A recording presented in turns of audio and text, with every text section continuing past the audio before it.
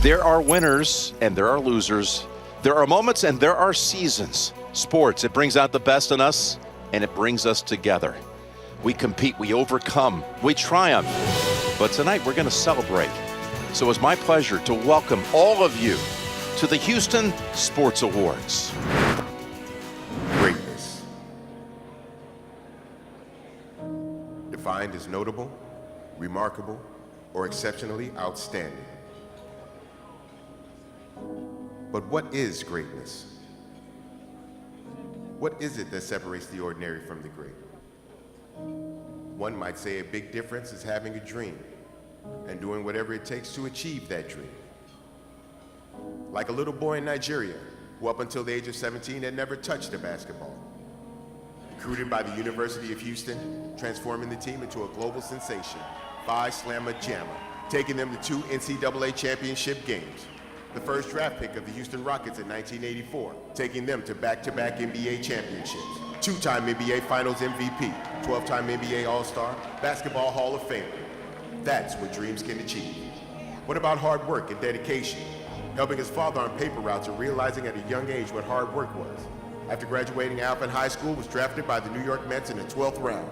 In 1980, he found his way home to the Houston Astros. 8-time All-Star, 5,714 career strikeouts, more than anyone in history. 7 career no-hitters, Baseball Hall of Famer with a 27-year career and has had his number retired by 3 separate major league organizations. This is greatness. What about domination and power? After leading John Tyler High School to the state championship, recruited to the University of Texas, where his 4,400 yards, 40 touchdowns, and 40 games earned him the 1977 Heisman Trophy. First overall draft pick of the Houston Oilers, 9,407 career rushing yards, 5-time Pro Bowler, 3-time NFL Offensive Player of the Year, College Football and Pro Football Hall of Famer. That is domination. Ladies and gentlemen, this is greatness. This is what tonight is all about. And tonight we celebrate.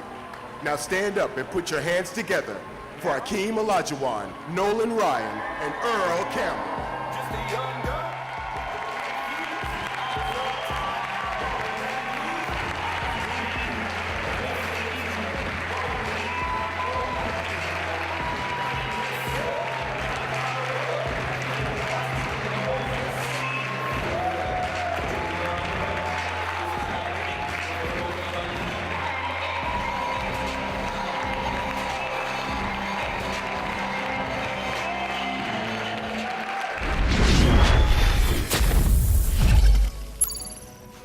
Welcome to the 2018 Houston Sports Awards, presented by the Harris County Houston Sports Authority, in partnership with the Houston Astros, the Houston Texans, the Houston Rockets, and the Houston Dynamo.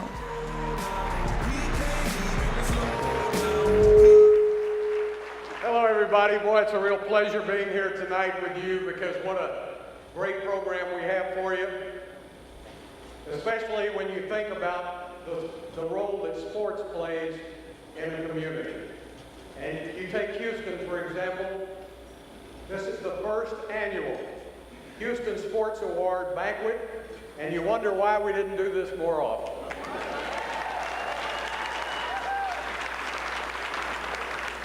But no matter where we did our first banquet, these 3 guys would be the first 3 we would be honoring anyway. We know about the terrible flooding in Houston. We know about the problems we have seen all around the county of Harris County. Our athletes, I was so proud of them. I was so proud of the way our athletes came together with everybody else. There were so many heroes in Houston, and I was so proud of the fact that our athletes couldn't wait to chip in. They were the first ones out helping as first responders. Wasn't that great?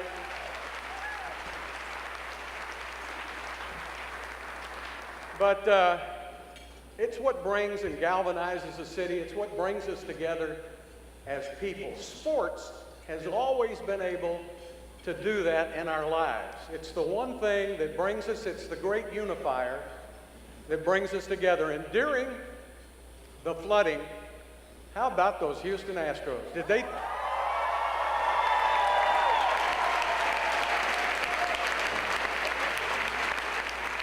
And now, if they haven't gotten to your house yet and helped you rebuild, you've still got the Houston Rockets, who are now the #1 record in the NBA. And with Deshaun Watson, the Texans can't be too far behind, I'll tell you that. So that's what this is tonight. This is a few hours that we can get together and honor the greatest 3 players I have ever witnessed play in their individual sports. I remember calling games for Akeem Olajuwon. Every night there was something new. Every night. He never ceased to amaze me. And the one thing that Akeem and Nolan and Earl have in common, it's a thing I like to call PUP, P-U-P, poise under pressure. That no matter how tough it got, these guys would be there at the end of the game to win it. And those are what the great ones are made of. I tell a little story to Nolan. You know, Nolan, we were at the Texas Hall of Fame not too long ago, and Nolan ran into Calvin Murphy, and Calvin had his usual suit on with a pair of white alligator shoes that kind of went up like this, like one of Bum Phillips's boots, you know, just went up like that. And he said, Calvin, can I get a pair of those shoes? And I didn't know whether he was kidding or not. And Calvin said, I'll get you a pair of those shoes in 2 weeks. Calvin walked off. Nolan looked at Don Sanders and said, you think he's really going to get me those shoes? Well, Calvin's here tonight with no shoes, right, Nolan? No shoes. Akeem Olajuwon, one of the greatest of all time. We're down 2-0 to Phoenix. We've lost the first 2 games in 1994 to the Phoenix Suns. We get on the plane to fly to Phoenix, and it's deathly quiet. You remember that, Dream? Deathly quiet. Dream's the last one to get on the plane. The first thing he says, gentlemen, do not be down. Life is a journey.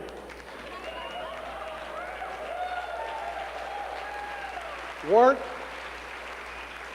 we 20 points ahead in both games? And the player said, yeah, we were. Let's get up there and kick their butts. And that's what the Rockets did. They won 4 of the next 5 games. And one of the greatest, Earl Campbell, the Tyler Rose. I'll tell you a little side story that doesn't have anything to do with the Hall of Fame and touchdowns he scored. He loved country music as much as I did. And I remember one time Darrell Royal took me and Earl to Willie's house to listen to Willie Nelson pick. We're sitting there for about an hour, and Earl looks over at me and he says, hey, Bill, he says, you think what they say about that secondary smoke is true?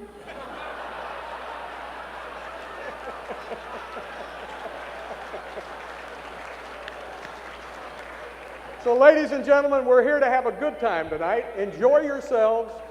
Let's honor these 3 legends, and let's go back and look at the year we just had in 2017. Daniela Rodriguez, you make me the happiest man in the world. Will you marry me? Will you marry me? Oh my God!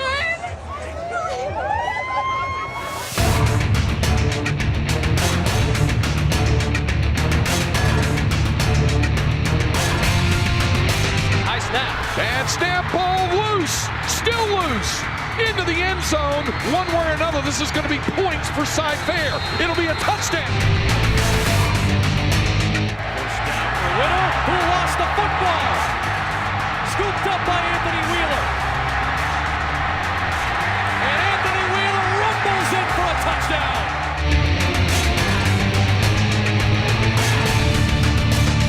Watson protected. Escaping, gonna run for it. You get a block on the edge, he's gonna get there. First down and more. And Deshaun Watson inside the 10, into the end zone for a touchdown. It's a CP3 type of night.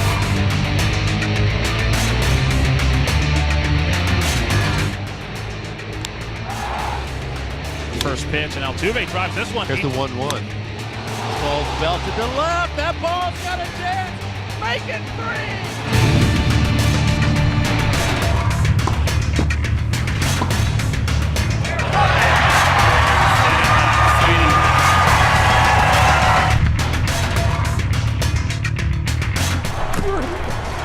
Toss to White. He's in. Patriots win the Super Bowl.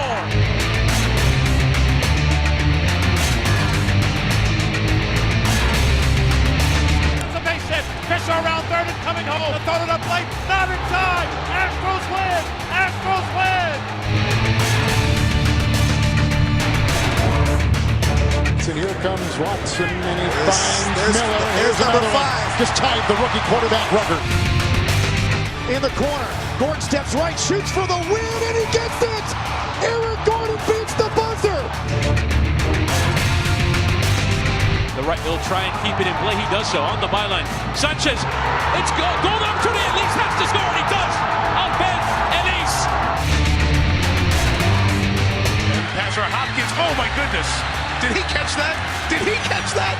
That's the touchdown catch of the year. If that's good. Here's a ground ball right side, could do it. The Houston Astros are world champions for the first time in franchise history.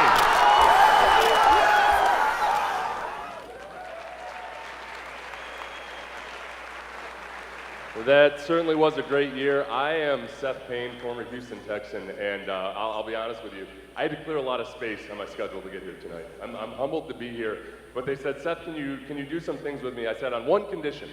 You need to let me pretend to be J.J. Watt for one segment. So we're going to do this here. Real quick, play along here. I am Seth Payne, 3-time NFL Defensive Player of the Year. That's applause. That's applause. 2-time NFL sacks leader. That's a pretty good one.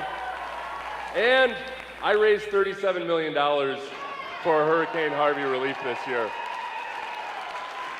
I gotta tell you, it feels pretty good. Kind of wish I'd worked harder in my career. I am also here with Opie Otterstad, who is the MLB designated artist who helped design the Houston Sports Award trophy. Tell us about this trophy. Well, Patty came to me and said, Opie, you just go try this. You design awards? I'm like, I do now. So, I wanted to include as much about Houston as I could. Being a native Houstonian, Jones High School graduate, U of H graduate. I wanted to include, I started at the base. I put a dome as the base because it all started with Roy Hoffines, 1965 with the Astros and the dome. And then we have NASA shooting astronauts around the globe and out into the stars. And we have superstars in this city for sports. And they circumvent the globe, or they go around the globe, and we have the ball at the center of the trophy. And we all aspire in our lives to be shooting stars. And then on the base of the trophy, we have never underestimate the heart of the champion, both in English because we know what that means, and in Latin just because it looks cool. And the thing that I like about the statement, in particular this year, is that we're not underestimating the heart of the champion within just the sports community. Mother Nature took its best shot at us and underestimated the heart of our city. So, great job, Opie. Let's see who gets the first one.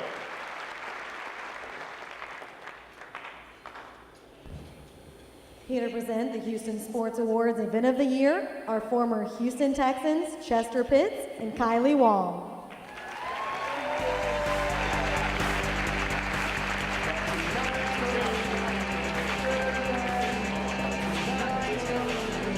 It's okay to keep clapping. It's cool. Yeah, there you go.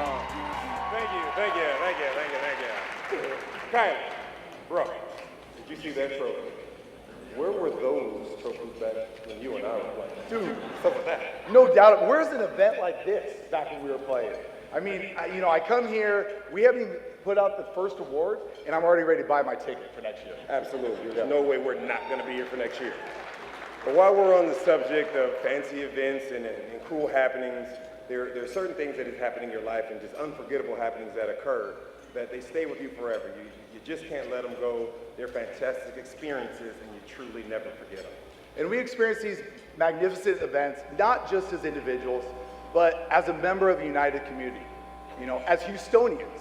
And so, with that, I want to announce, here are our 2017 Event of the Year nominees.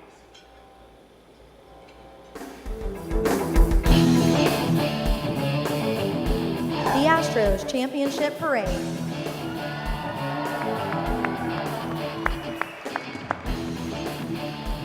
Super Bowl 51.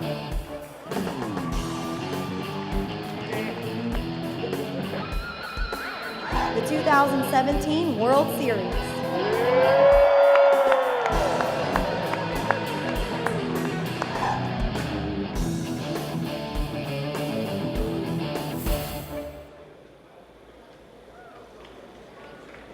Dun, dun, dun. Okay, do I really need to open this thing up? The event of the year, 2017 World Series, Houston Astros. Awesome. Reed Ryan, where are you? Where are you? Come on down. There he is. I love the stroll. Very nice, very nice.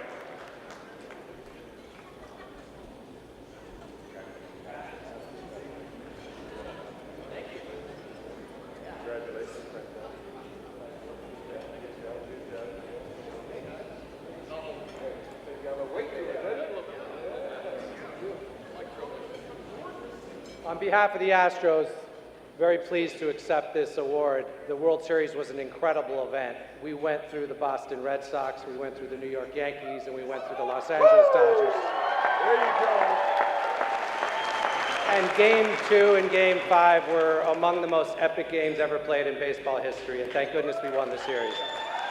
Our fans were tremendous. Thank you, everybody, for your support.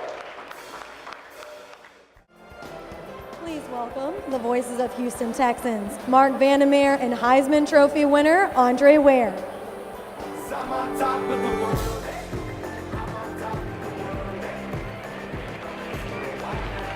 All right, Andre, I am blown away by the people in this room tonight. I mean, we've got Earl, Akeem, we've got Nolan, I see Roger Clemens over there. George Foreman is here. I'm in awe of the people in this room. Yeah, ladies and gentlemen, we don't agree on much without having to debate it to the T for a while, and then I finally get him to come to my side. But tonight I'm in agreement with him. What an event. What an atmosphere. I'm seated right next to the legend, Calvin Murphy. I look over, George Foreman, Vince Young, Enos Cabell. I mean, it's a packed house. It's a who's who. We also agree on this. The Texans are going to have an outstanding year in 2018. No doubt. No doubt about it. We got the combine right around the corner, the draft right after that. We are looking very much forward to 2018 with the Houston Texans. But we're here to do some business, aren't we? Yes, no doubt. I mean, we are here to pay tribute to one of our own Houston Texans, where we were with J.J. Watt during Hurricane Harvey when it hit Houston. Yeah, we were up in Dallas, stuck with the team up there, and really going stir crazy, so concerned. Our thoughts and prayers were going out to everyone in Houston, and everyone was trying to do something significant, and one man really stepped up. Yeah, the one thing that kind of gave us peace in mind was really knowing that there was strong leadership back here in Houston when things really mattered. Yeah, our community leaders really stepped up big in this event, obviously, and our next speaker among them for sure. Won't you please welcome Harris County Judge Ed Emmett.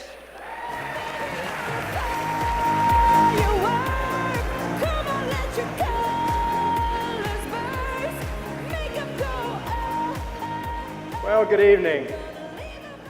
You know, last August, the rains of Hurricane Harvey challenged the Houston area.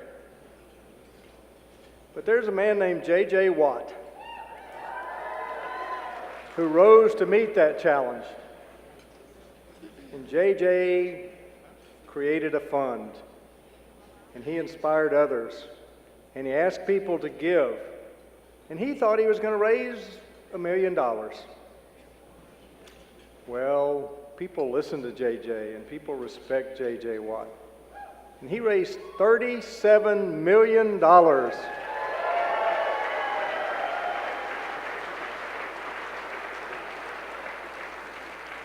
J.J. Watt, Sportsman of the Year, raised over $37 million in personal donations for relief of Hurricane Harvey. He couldn't be here tonight, but there's a video. Path of destruction in Texas at this hour. We've got more images coming in overnight of water overtaking streets, flooding homes and buildings, rescue crews saving people who chose to stay in their homes. This is what meteorologists have been warning about. They're calling this an almost unfathomable amount of rain hitting this part of Texas. A fundraising campaign launched by defensive end J.J. Watt has already collected more than $18.5 million. Members of the Texans football team also flooded, but J.J. Watt and crew knew they had the means to push through. Now they want to make sure the rest of their city does. As you feel helpless, seeing water rush down streets that I drive down every day, I said, how can I help? And so I started to think, and I said, have this incredible platform, have all this social media, all these followers, just look straight into the cell phone camera, start up a campaign hoping to raise $200,000, and now we're over $27 million. That's our city. It's very tough to watch your city get hit by such a bad storm and not be there to help. Not be there to help with the recovery, not be there to help with the process. It's very tough. So what I do want to do is I want to start a fundraiser because I know that these recovery efforts are going to be massive. I know that there's going to be a whole bunch of people we need to help get back on their feet. I know that there's going to be a lot we need to do to help rebuild. We're going to be the ones handing out the water. We're going to be the ones handing out the cleaning supplies. The biggest thing for today is we want to put smiles on people's faces and be as efficient as we can helping people out. Just want to give you a quick update of where we're at. We're unloading the 9 semis. This is what it looks like when volunteers come together. Thank you to everybody who supported. Thank you to everybody who's helped. I'm going to make sure that I do this thing right. Houston, we're all with you. You have a whole team, you have a whole city behind you, you have a whole world behind you. I just want you to know that we're with you.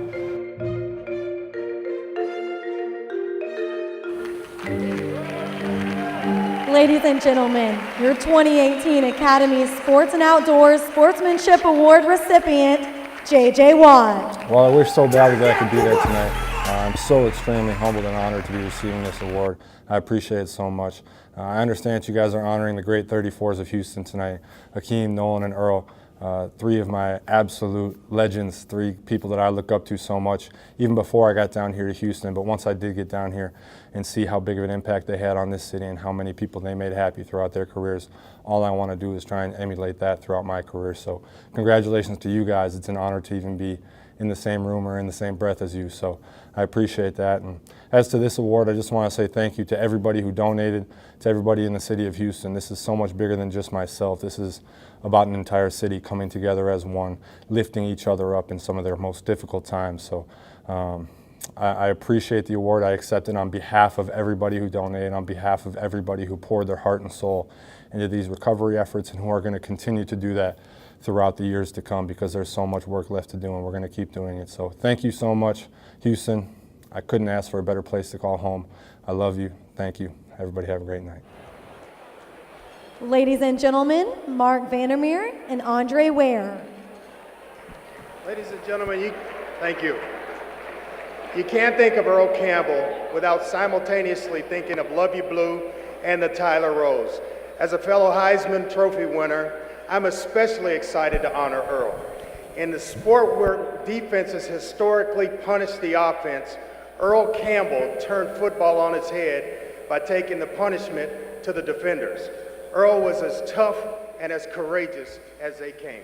Yes, Andre, in a league where defensive players were supposed to be running at him, he was running at them and through them and showed what toughness and grit were all about. Earl Campbell, he was, he is, he always will be the Tyler Rose.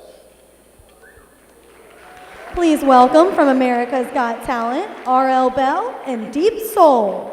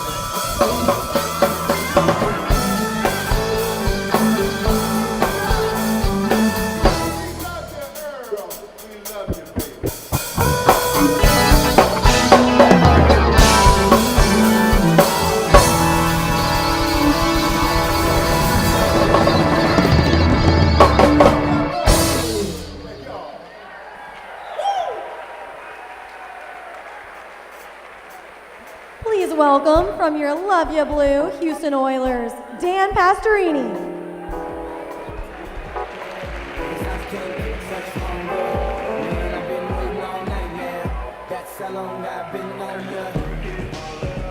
Good evening. I have the dubious pleasure of introducing a person that I know needs no introduction here in Houston, Texas.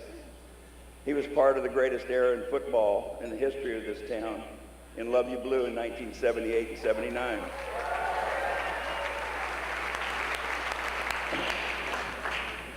I remember when he first came to the team, kept hearing a lot of things about this rookie. Of course, you got to understand, when rookies come into the league, they're useless. So anyway, we see him at practice and everything, and he was pretty fast, pretty strong, but we still had to wait and see. So finally we play Atlanta the first game of the year. And I drop back and I throw a little screen pass to Earl over here to the right. And he catches it and goes 80 yards. That was my first ball exchange between he and I. And I thought to myself, you know, this is going to be easy pickings. I mean, one pass, 80 yards, a touchdown, my rating's going to go up. But then after further review, after the game, they decided that my pass was actually a lateral. So Earl got 80 yards more rushing and a touchdown, and I lost 80 yards on my passing and a touchdown. Needless to say, back in those days, we had a lot of fun. And I call Earl Abdul because he didn't change his name like Tony Dorsett did. And he always called me Pasto. Whenever I'd walk to the line of scrimmage, Earl would sit there and I'd look at him as we got out of the huddle, and I'd see this look in his eyes like he's thinking. And he'd say, "Hey, Pasto, what's the count?" And I always walked up to the line like this. We're playing the Pittsburgh Steelers. And I hear over my shoulder, I'm walking up the line of scrimmage. "Hey, Pasto, what's the count?" And Jack Lambert says, "2, Earl. It's always on 2.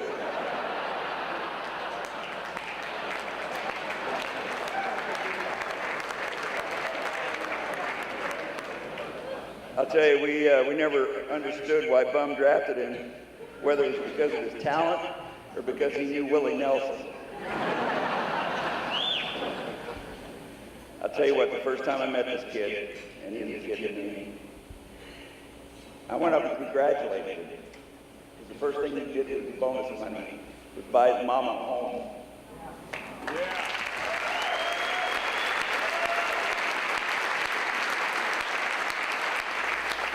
And that, to me, said enough about the character of my friend Earl Campbell. So, Earl, I am totally honored to give you this trophy tonight and be a part of your celebration. I love you, man. Always have, always will. Proud of you and proud for you.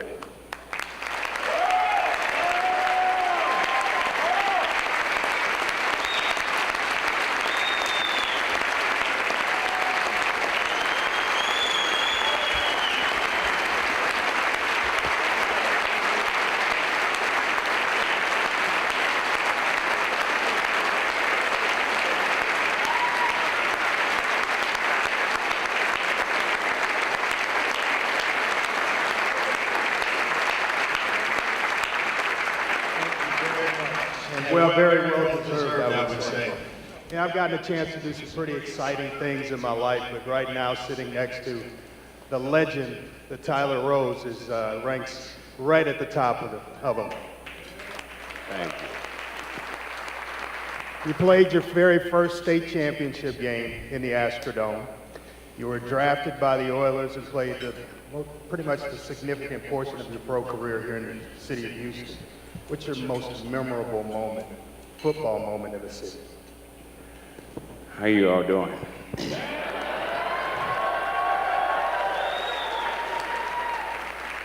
You know, a lot of people, you know, football speaks for itself, but one day, it was a very beautiful day. We was out practicing. I seen this little guy, but this little guy was in the same place, the same spot every practice. So one day, you asked me about football, so this is one of my favorite things. I mean, it's probably the favorite. He had been standing there, so I go out to get in my car one day. You know, man, I never got in a hurry anyway, so I was kind of dragging along, and he says, "Hey, man, can I talk to you?" I said, "Yes, sir. What's the problem?" He said, "You don't know nothing about me, but my name is Joe Williams." I said, "Oh, man, great. What's happening? What can I do? I mean, what's up?" He says, "My daughter, she's going to be 3 years old soon. Blinded today." I said, "Yes, so what?" You know. He says, "All she ever talk about is Earl Campbell, and she wants you to come to her birthday party." And I don't know why, but it was at a place called Angelo's Fisherman's Wharf. So Joe and I, he's gone now, bless his heart, and I think about him all the time. And people want to talk about football, but I think about things like that. Because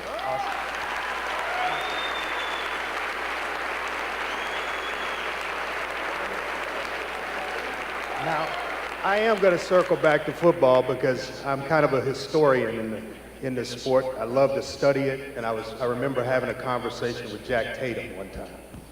And I admired it, and I was sitting there like a kid in a candy store just eating up every single word that he talked about. And everybody was talking about these hard hits, and I finally got a chance to ask him a question. What was the biggest collision you ever took place that you took part in a football game? And he says, well, everybody thought it was Darryl Stingley. Everybody thought it was the tight end from Denver. I'm drawing a blank on his name right now. He said, but I remember in a game against the Houston Oilers when I met Mr. Campbell.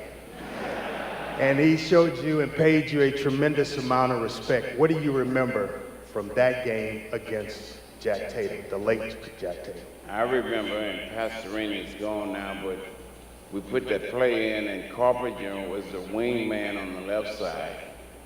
Tim Wilson is the fullback, because Pastor Rainey is the quarterback. Tim Wilson supposedly hook around and take care of the middle linebacker. So that was on the board, I was just going to walk in and kind of have one little strong safety or something over to my right. So I figured that was my man. For some reason, Carpenter goes in motion like we've been working on. He's supposed to cut up in the hole after Tim and take care of Jack. So by the time he goes in motion, out of my eyes, see Jack moving. I said, oh hell. Because I knew what was going to happen. And Carpenter, for some reason, didn't turn up in the hole behind Tim. He decided to keep running to the sideline, and they turned Jack loose on me. And I didn't have very much because I hadn't really quite got that speed going, like I can roll over him, you know. And all I could see was him coming, so I said, well, I think the little guy, you know, boom, I could push him out of the way. And he had something else happen and hit me. And all that went back. That's probably the best lick I ever had. He talks about it, and he said it was the best lick he ever had as well. You see the room tonight. You see everyone congregated tonight. What's your message to the room, the city of Houston? I'd like to say this first of all. I have a wife, very few people know, because we've been together since the very first day of the 9th grade. So she's been to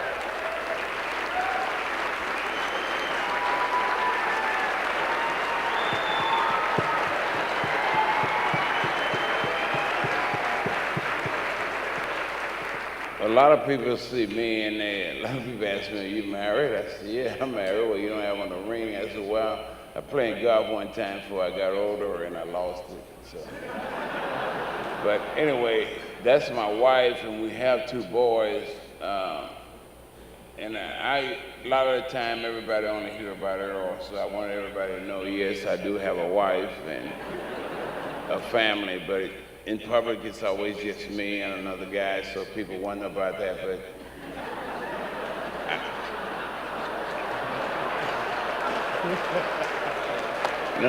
like I was up in Minnesota the other day, and this girl, I came out of this restaurant, this young lady caught me. I'm on a walker, y'all see me. I mean, what can I do on a walker? This lady kept talking to me like I was going like to a party. Can I go with you, sir? I said, hey, you sure me? That's my son. But anyway, I think get back to the subject, there is,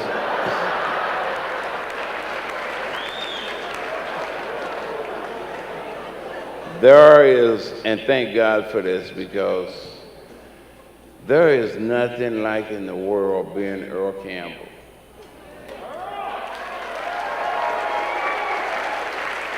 And there's nothing in the world coming back to Houston and all the traveling I do and this. You people, you think I made a difference in your life? You already made a difference in my life.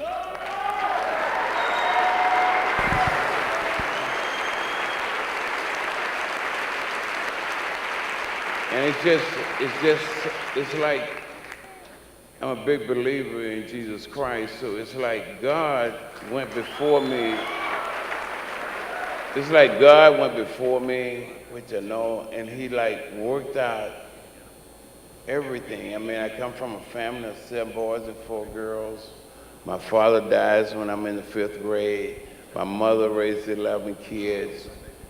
2 older brothers played football, and the next brother didn't, but here come Earl. And when I was 11 years old, I knew that's what I wanted to do. And when I was about 15, I realized God gave me a talent. And all I did was just work at it, put a little mustard on it. And I played with great guys that made me look good. So don't you all for once think that there's not a day go by that I don't think about all those good days I had here in Houston. And we had a leader, that guy named Bum Phillips. Oh, no doubt. No doubt. And over the years, and this will be the last one, but years people ask me about this flag thing, you know, what would y'all have done? I say, well, Bum was our guy, so whatever he said, that's what we would have done. Thank you all very much. And thanks Ladies for and gentlemen, Mr. Earl Campbell.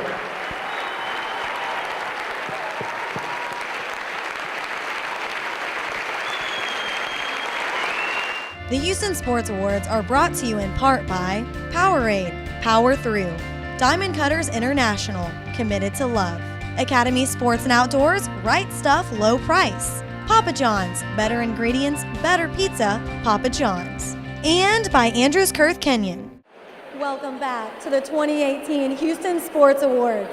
Please welcome the voices of your world champion Houston Astros, Todd Kalas and Jeff Blum.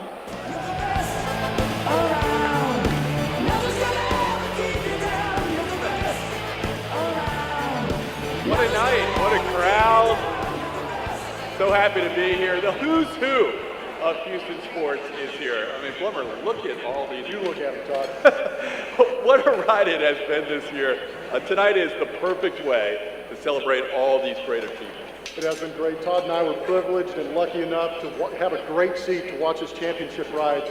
But as you know, and as I know, Todd doesn't know it so much. But it took a long, tough struggle to get to where they're at right now. Blummer, I do know this. When Jeff Luhnow took over the Astros, they were in the midst of 3 straight 100-loss seasons. In fact, at the end of that 3 years, his license plate read GM 111 as a reminder, not only to the number of losses the Astros had that 3rd year, but also how much work he and his staff had in front of them. And the hard work, the bold moves, the perseverance, it all paid off this year. However, his was an approach of long-term vision, commitment, a lot of patience. He was not to be deterred by some of those old school mentalities. He had his plan, and he created a team in the truest sense. 1-1 to Seager.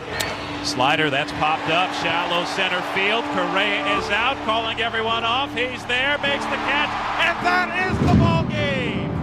The Houston Astros are 2017 American League West champions. Well, when he first came in, you know, he came under a lot of question. They thought, you know, who are all these nerds coming into the room? But he was used to that. He got a lot of heat at the Cardinals, so we talked about that a lot. From the very first day that he got here, I mean, he had a vision, he had a plan. We've all heard about it, we've talked about it, and then to actually see it happen, he deserves all the credit in the world. You know, he's so strong when it comes to his belief that you have to continue to push forward, continue to evolve, continue to be progressive. And without that energy, without that push, it would never been done. Wanted to officially announce the acquisition of Justin Verlander to the Houston Astros. Every time he made a decision, it was hard to argue the decision because they had good information, they had done their homework, and you know, it appeared to be the right decision at the time. He didn't get them all right, but he got a lot of them right, and you know, he's the architect of the team. I give him a lot of credit for us winning the World Series. When he came in, he said, we're going to win some championships, and you know, we have pretty quick. His role in this will never be overstated. He's not getting the due credit just because it's a lot of the work that he's done is behind the scenes, but the people that are in the trenches know, you know, that you know, his contribution is second to none. When we got that final out, yeah, I was happy for Houston, I was happy for myself and all of the employees, but I was really happy for Jeff Luhnow because many times in this rebuild, you know, he could have said, hey, this isn't working, or, you know, I don't have belief in myself, or maybe Jim or the team didn't have belief in him, but he stuck to his guns and he saw us through, and he's earned this award and he's earned this championship.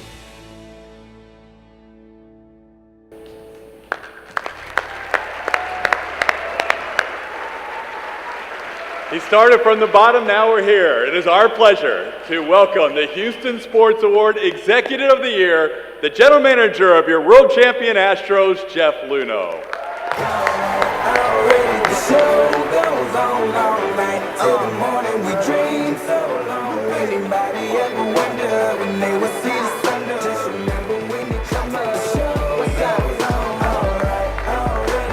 First of all, I want to thank God for my blessings and for blessing our city. We have so many great legends and heroes and athletes and people like J.J. Watt. What a wonderful opportunity we have as being members of the city.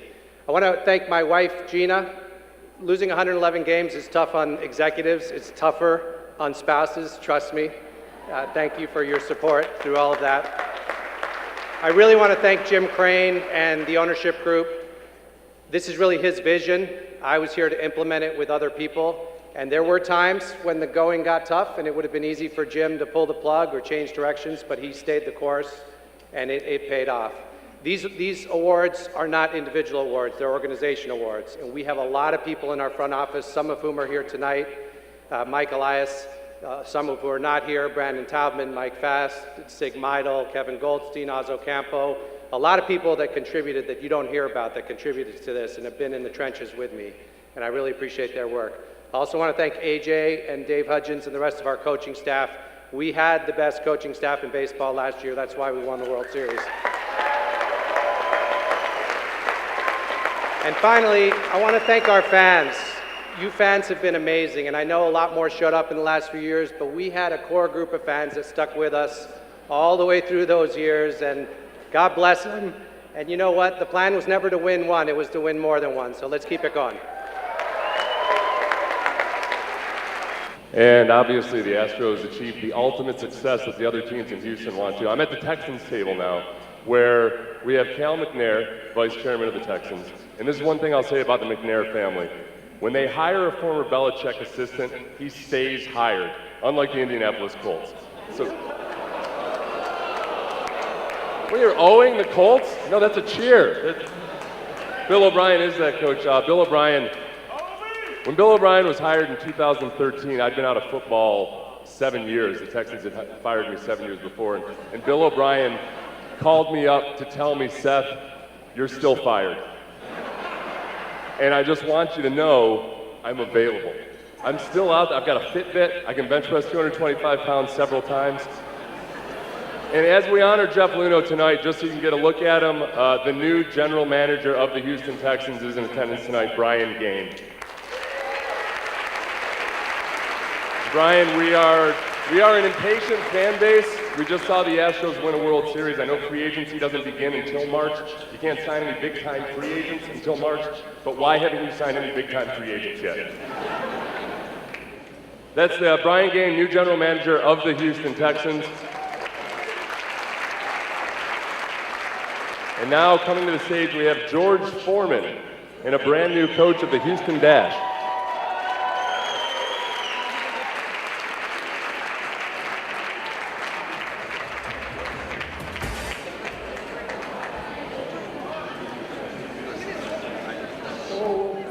Since I took over in November, the Dash this year, I've only been here for a week and a half. And I thought, therefore, that I was presenting on my own. But this week, somebody, my co-presenter, sold me a grill.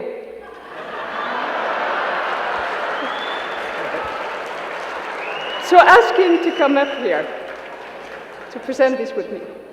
Thank you. Now, most people call me Big George because George is my son and my other son and 3 other sons. Who wrote that? That's the truth. Why is that? Too many sons named after me. You know what happened when you're in boxing? You got to make preparation. You got to save your money and make preparation for memory loss.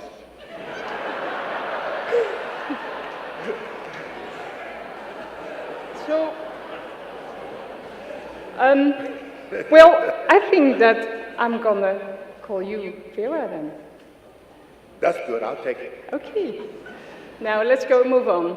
There are many moments that make up a year. UC has definitely seen its share from Hall of Fame inductions to an epic Super Bowl finish. It was truly a remarkable year here in Houston.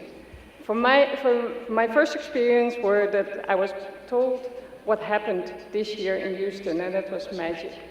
From the biggest comeback in Super Bowl history to the Astros winning the World Series, one thing that can be said is that we experienced these moments together. Yeah.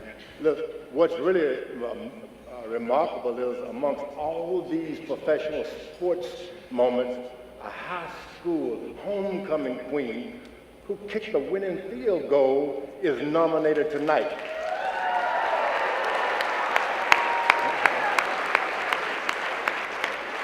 In this very category, here are your nominees for Moment of the Year. Alex Bregman's walk-off single, World Series Game 5. Homecoming queen, Claire Jeffress kicks winning field goal.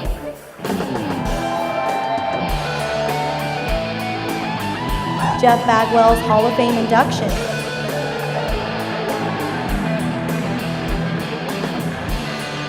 World Series Game 7 celebration.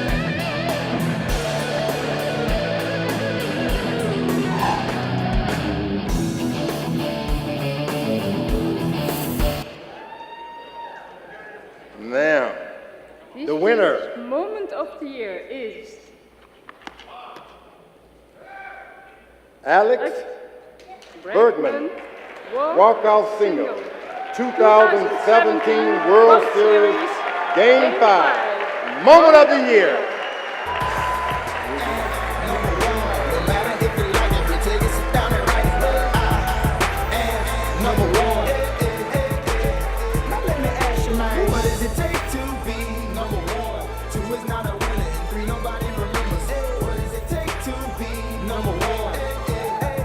So I'm not Alex Bregman, but I am here to accept on his behalf. Game 5, I'm not sure how many of the people in this room were in the stadium. So I was there too, and I had a pretty good seat to watch Alex Bregman beat him with a single. Now, I know Art Howe, my first manager, is in the room, and Phil Garner's in the room, another manager, and sometimes you need some advice from an old manager to tell you what to do in those moments. And I remember having Bregman there, and he wanted to hit a homer, and we kept saying, beat him with a single, Alex. So that's all he did. He owes it to his teammates. He owes it to Derek Fisher being really fast, coming around third base. Gary Pettis never putting on the stop sign. And the most epic game you'll ever see in Major League history, Game 5 of the World Series, Houston, Texas. So thank you. JD, he came all the way from Chicago, folks, to see you again.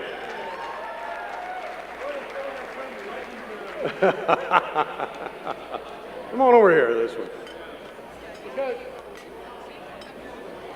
Yeah. That's right. That's right. Well, this TV thing is new to us, you know. What do we do next? You know, we're here to pay homage to the great Nolan Ryan. So I suggest you lead the way, my friend. All right, thank you, sir. More strikeouts than anybody in Major League history. True, but probably the best steak in Texas as well.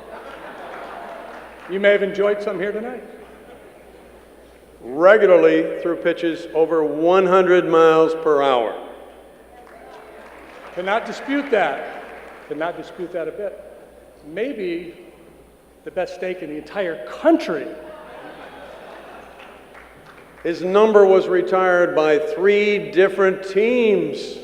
Yes, but the best steak in the whole freaking planet. The all-time no-hitter leader with 7. Do I get cash or a box of steaks, perhaps, for all this hard promotion? Is that fair?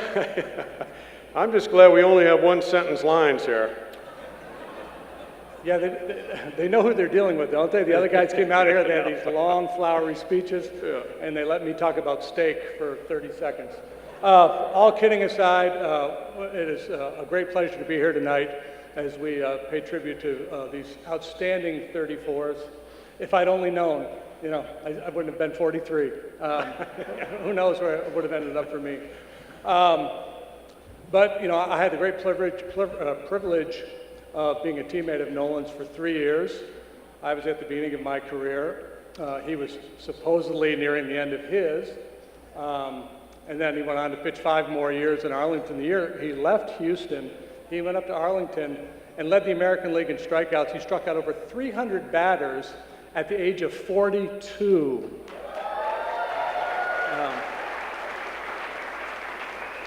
I first came to the big leagues with the Yankees a little bit in '84 and then again in '85. And, you know, they had Phil Niekro, they had Ron Guidry, they had Reggie Jackson, they had Rickey Henderson. They had a lot of star power. And then I was traded to the Astros, and I was never so starstruck than I was when Nolan strolled through the clubhouse. I mean, I was slack-jawed. It was a complete fanboy response, and I never really got over it. As starting pitchers, we tend to get a little disinterested sometimes when it's not our day to pitch. And with apologies to Mike Scott and Bob Knepper and others, you might hang out in the clubhouse in the first inning and have a cup of coffee and chat with Dennis Laborio or something. But when Nolan pitched, I was always in the dugout. It was an event, and I never got over that. He was between the lines a Superman. Off the field in the clubhouse, he was an everyman. He related to the great players and the mediocre ones like me equally. Just as an example, my 3rd year with the Astros, 3rd year as a teammate of Nolan's, about halfway through the season, he was so gracious as to tell me that I no longer had to refer to him as sir, and I could just call him Mr. Ryan. And I thought, my God, this is a man of the people. But, you know, he was the ultimate intimidator. Dale Murphy once said that he's the only pitcher in baseball that you contemplated 3 days before you actually faced him. Dick Williams, when managing the Oakland A's, said his players had a disease known as Nolanitis. We would refer to it at times as the Ryan flu. Guys would come up with a little tweak in the hammy or maybe a little sick and couldn't play the night Nolan was scheduled to pitch. And perhaps my favorite was Oscar Gamble. You remember Oscar Gamble, who recently passed away, but the great Oscar Gamble once said, and Alan Ashby used to relate this story, he was on the team bus with the Cleveland Indians heading to the Big A in Anaheim, and on the marquee it said, "Nolan Ryan pitches tonight." And Gamble's line was, "Oh boy, 0 for 4 and don't get hit in the head's a good night tonight." I will now defer to the gentleman from Missouri. Well, I can't top that, but just as a member of the media, the broadcasting crew, we all appreciated Nolan so much for all those qualities you talked about. Just like an everyday guy to talk to after a game. Yeah, struck out 18. What else do you want to talk about? And, you know, he'd be on that bike pedaling for his next start. Just never lost sight of the work ethic that he had that made him so great. But beyond that, for Nolan and for so many athletes who are here tonight, these great guys who have chosen to live in Houston after their careers and to help out when there's a hurricane and to have foundations and contribute to the community, it's meant so much even after his career, what he's done. And that's what we carry forward about Nolan Ryan.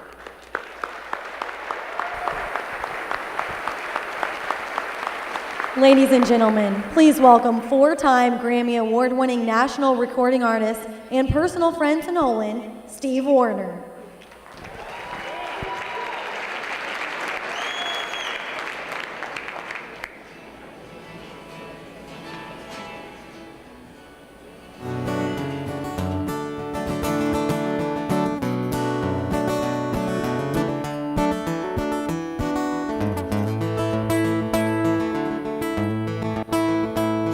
Is up, time's ahead. There's a stir across the land. So begins another day on life's highway. On city streets, down country roads, like a stream of people flow, spread to wind. On life's highway, there is hope, there is room, a rest to be, a rest to bloom. Here's hoping you never go astray on life's highway. We are young and we're old. Passing through, then passing, like the roses on life's highway. Step by step, around and around, never knowing where we're bound. From the cradle to on life's highway. There is hope, there is room, a rest to build, a bridge to bloom. Here's hoping you never go astray on life's highway. The sun is up, time's at hand. There's a stir across, so begin.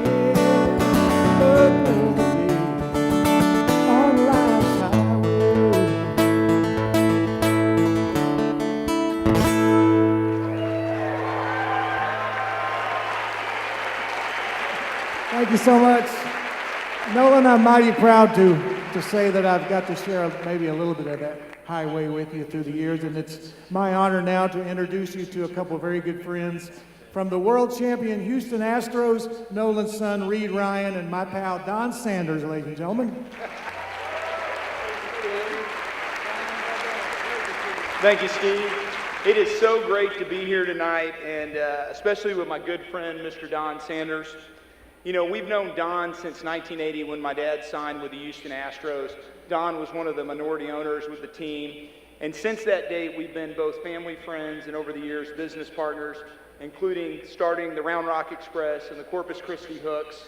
But besides what Don has done for professional baseball, Don has been a great ambassador for the game of baseball, both at Sam Houston State, the University of Houston, KIPP, and Kincaid schools, donating money, building those fields, and growing the game. And so, Don, I'm honored that you're here tonight, but I have to tell you, you were not our first choice to introduce my dad tonight. Sorry to say, we tried to get George W. Bush, but he could not come tonight. Well, Reed, I appreciate that, but because he couldn't come, at least he wanted to be part of the evening. So George sent me a personal letter that I would like to read to Nolan. Congratulations to my pal, Nolan Ryan, as he is honored this evening. I was fortunate to have witnessed many incredible moments in his storied career. Although his strikeout and no-hitter records stand today, the legend Nolan Ryan was cemented when he gave Robin Ventura, a man 20 years his junior, a whipper. You knew he would put that in there. He's been a great ambassador for America's pastime, and I am proud to call him a friend.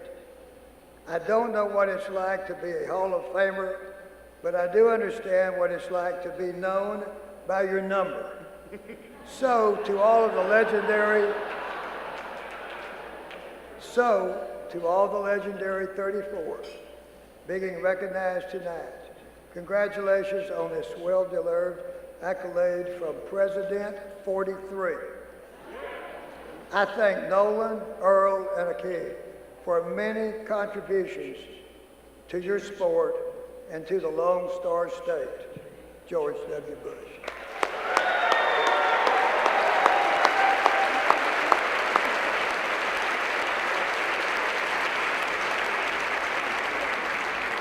When I got the letter and I thought about it, I would like to tell, as you can imagine, there's many, many stories with George and Nolan, but one of the stories I remember, I was fortunate enough with my family to attend the ceremonies when Nolan was inducted into the Hall of Fame in 1999, along with Robin Yount, George Brett, and Orlando Cepeda. I don't know if any of you have been to the Hall of Fame, but it's a wonderful experience, but it's pretty tough too because it starts at noon. You get there about an hour before, and it is really hot. And the only people that enjoy it are the Hall of Famers like Nolan, who have the prima donna air-conditioned area. And they sit and watch us sweat. In fact, it's so hot, the first thing they do when you get there is they hand you a bottle of water. And you remember when you were a kid and you had those little fans you did like that? They passed those out. So the first three people, Nolan was third, and so George Brett and Robin, they did their speeches. And of course, they're supposed to be 15 minutes, and they go on for, seem like hours. And so Nolan finishes, and kind of everybody's about ready, and Orlando Cepeda gets up. And he thanks everybody in the nation. It is amazing how many people he either knows, heard their name, or thought he knew them. And so it goes on, and you're sweating, and even the Hall of Famers were kind of ready to get out of there. And he finishes, or at least he thought he finished. And then he turns and he says, and now I want to say a few words in Spanish. And I'm sitting next to George Bush, and he looks at me and he says, I hope it's adios.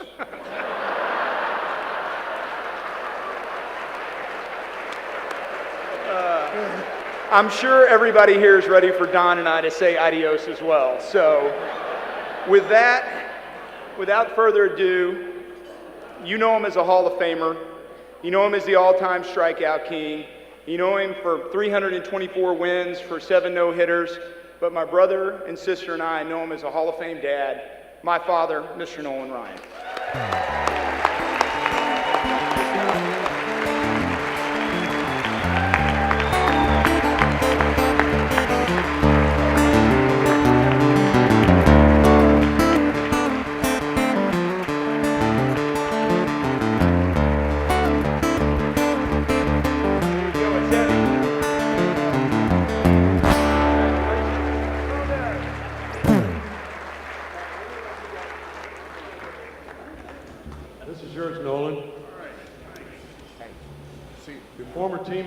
get too many chances to interview you.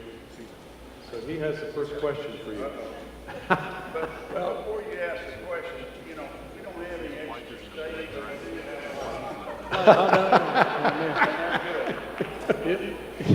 In the relationship between legend and rookie, the rookie tends to remember a lot of things that the legend probably doesn't. But you straightened me out on pecan.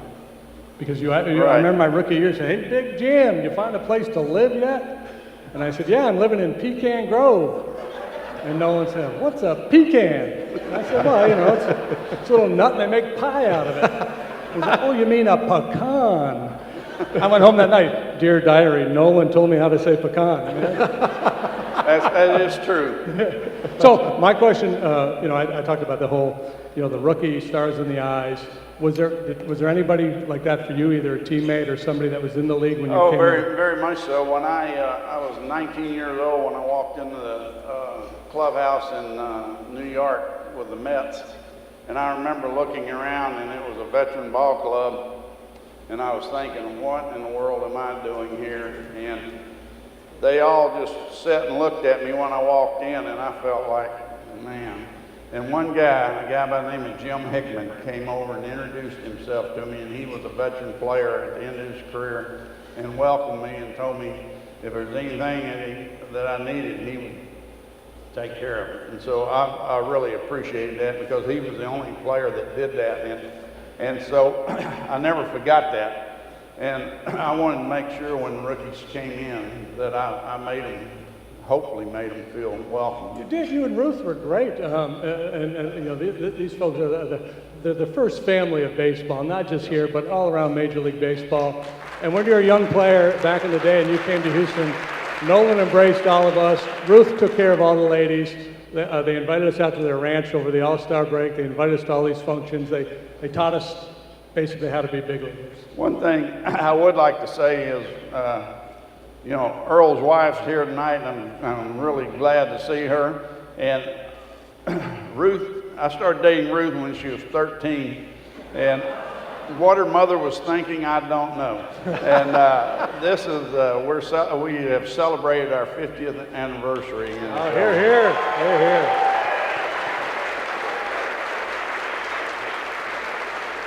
I've never asked Ruth or you this, but I've read that when it came time for you to get on your throwing program before spring training, she actually put on the catching gear and caught you. Is that actually true? Yeah, it's true. And you know, we did an Advil commercial, her and I, where she was catching me, and people thought, well, that's a bunch of baloney.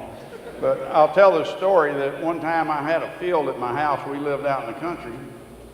And so it was a Sunday afternoon, Ruth and I were out there throwing, and I used to play a game called long toss, and I'd keep getting further and further back and try to ride the ball, and once I got inefficient, then I'd shorten back up. Well, I got to that point, and I short hopped her, and the ball hit her on the shin, and a big goose egg jumped up on her shin, and she was flopping around on the ground. And so I go over there, and I get her up, and I take her in the house, put an ice pack on her shin, and my son Reese is sitting in there doing his homework, which I should have never bothered him. And I said, Reese, come on out and let me finish up my throwing program. And so he came out there, and about the third ball, I threw him a short hop in and hit him right there and broke his glasses. And so I take him in, put ice pack on his head, and my daughter Wendy's watching TV. And I said, Wendy, come out and help me finish up my program. She says, go throw against the backstop. I'm not getting hit. Ladies and gentlemen, Nolan Ryan. Thank you. All right. What a night it has been here. And I feel a little bit lonely up here.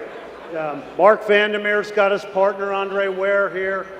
Bill Brown's here with Jim Deshaies. And I'm here all by myself. The other thing is I couldn't get a date for this evening. All those other guys had a partner. Soccer, once again, in America, getting shortchanged. European countries, South America, all of these countries have tons of commentators, and here I am all by myself. So, I'm figuring somebody has to help me out here tonight. I need a partner, and I want to know if there's anybody in this room who's willing to come up here and help me with this award. Anybody here? How about this guy? How about Mr. Roger Clemens? So I'm drafting Roger, and this is going to be the greatest thing that's ever happened to soccer in America since David Beckham. Appreciate it. I got to tell you, the Rocket, aka DJ No Request, is always here to help you out. And you know, you looked a little lonely up here, so let's get it done. All right, here we go. So, every young athlete has two things in common: passion, potential, high ceiling, the ability to succeed, and God-given potential to achieve. This year's, that's you, Glenn. Oh, yeah. So let me help out. I think you did mine, but I'll do this. But more often, let me do you. Let's do it together. Yeah. But more often than not, it's the high school that we're here to see the passion and potential that turns into dreams and reality. Okay, I'm doing your part now, Roger. This year's Texas Sports Nation High School nominees are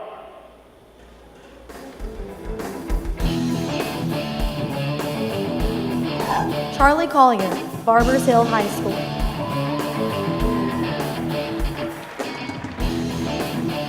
Trey Faltine, Travis High School.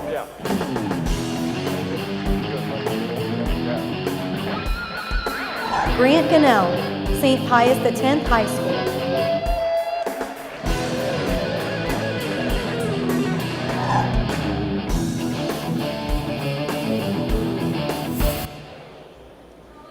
This year's Texas Sports Nation High School Athlete of the Year is Grant Gunnell, Texas Sport Nation High School Athlete of the Year.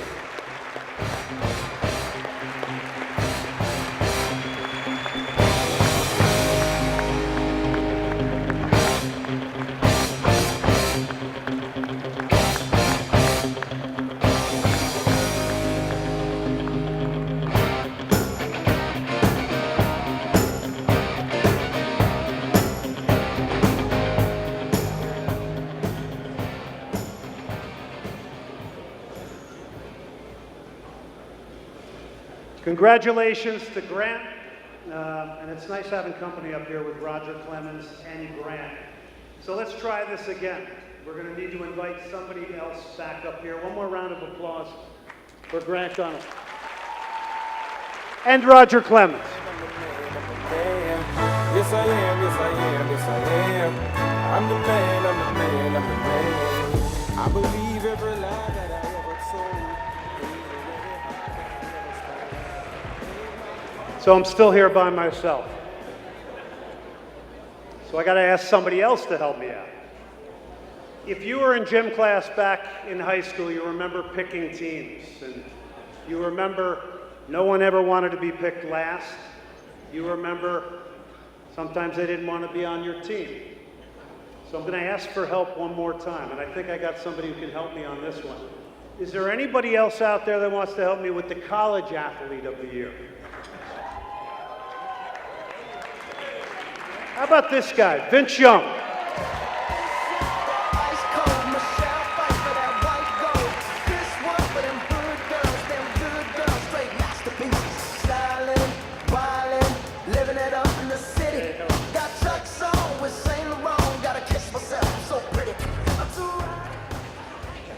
College is where young men and women go to become adults. Where adolescents go to cultivate their minds and their talents. We're looking at the teleprompter. It said Bun B. I don't think he's here. Many look back upon their years fondly and regard them as the best years of their lives. While cultivating their minds and broadening their horizons intellectually, many student athletes develop their talents and skills with hopes of a career in their individual sports. So, with that, here are the nominees for College Athlete of the Year.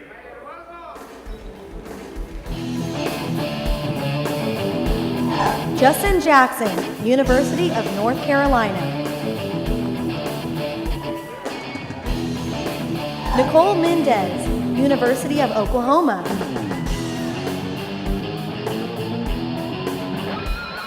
Ed Oliver, University of Houston.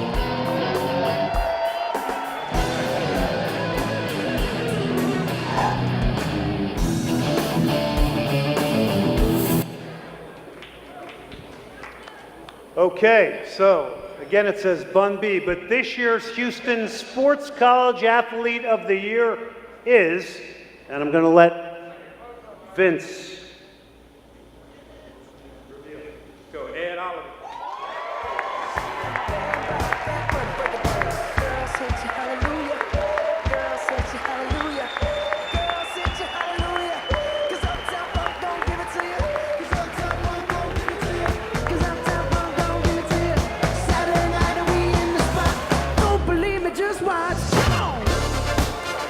Okay, I don't think Ed is here, but Ed Oliver is the winner. And our thanks to this man right here, Vince Young.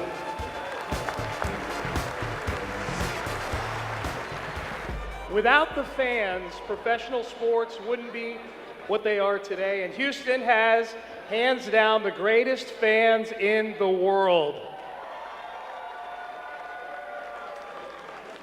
I think one of the coolest parts about this next award is that whether you're a player, coach, a manager, an executive, member of the staff, training, whatever you are, a member of the media, which we're fortunate enough to be, we all started out as fans. We all have that commonality, so this is a very cool award.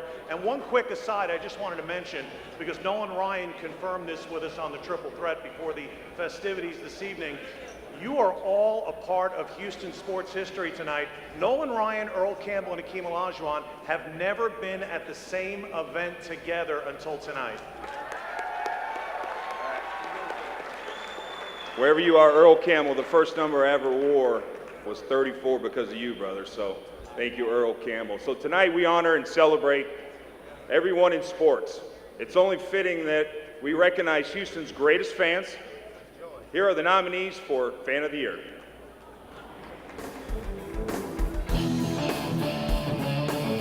Carson Riley, home run assist to Carlos Correa.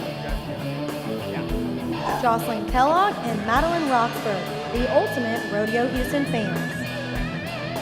Rocket Girl Brianne Hodenfield.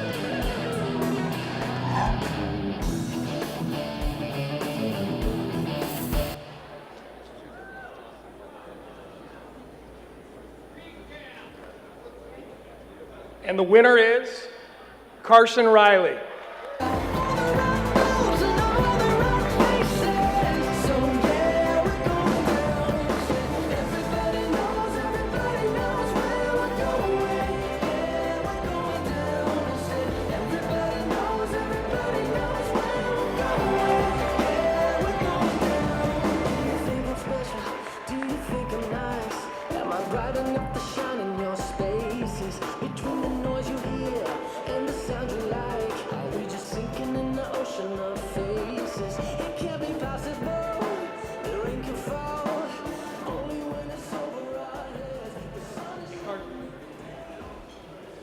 Carson, yeah, there we go. So Carson, what were you thinking when that ball was coming to you, man? I have no idea. How's your life changed since that day when all your friends saw you on TV? A lot of people recognize me now.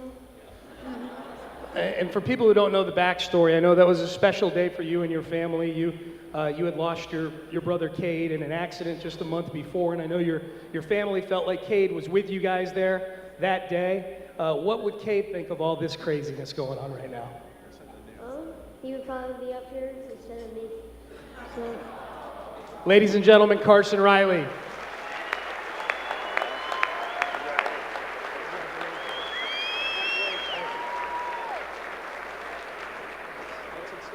Good job, Carson Riley. They told me I'm not allowed around polite company anymore, so I snuck back in here to the Peanut Gallery. These lucky diehard fans were selected from the Powerade blue carpet earlier this evening for showing their H-Town spirit. They are a true representation of what Houston pride and dedication is. That's why I'm excited to be drawing the winning golden ticket number with them back here, peanut gallery style. Over the last few months, Houstonians purchased 500 golden ticket raffle tickets at $100 a piece. The entire $50,000 raised is being donated to helping those Houstonians most in need. So one of these lucky golden tickets is about to receive their ultimate year-long Houston Sports All-Access Pass, which is a pair of season tickets to the Astros, Rockets, Dynamo, Houston Open, Houston Livestock Show and Rodeo, as well as Texans and Texas Bowl tickets. And the winning number, here we go. Number 12, John Savinsky. John Savinsky is going to pretty much every event in Houston for the next year. Clear your calendar. And now, please welcome Larry Durker and Phil Garner to the stage.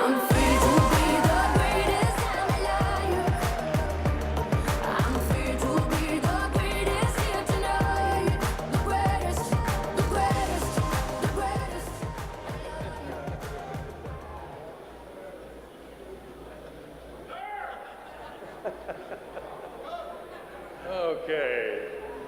Wow, scrap iron. The peanut gallery? We could have saved a few bucks and just got picked from the crowd. Yeah, you know, we're on fixed income now, Larry.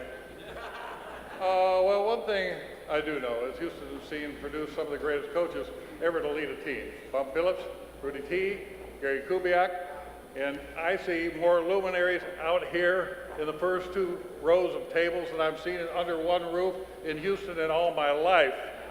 None of us would be here without great coaches. Larry, I might have a hard time forgiving you here. You left out two important coaches in that list you did. Okay. Well, never mind. A good coach can take an individual from good to great. You can give him the right balance of advice, insight, feedback, in hopes of growing talent to its full potential. And a great coach can take it one step further, balancing individual strengths and personalities, thus creating something we call chemistry. Great coaches will turn great athletes into even better teammates. This year's nominees for the Power A Coach of the Year are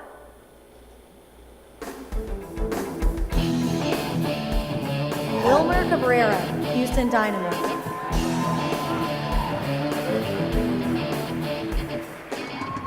Mike D'Antoni, Houston Rockets.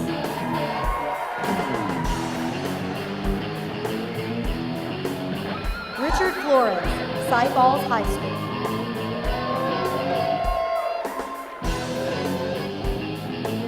AJ Hinch, Houston Astros.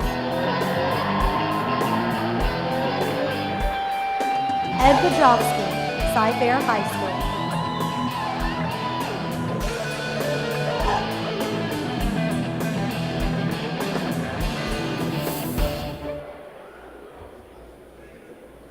And the winner is, what a surprise, AJ Hinch, Powerade Coach of the Year. Joining us to present the award from Coca-Cola Southwest Beverages, Vice President and General Manager, Rick Kerr.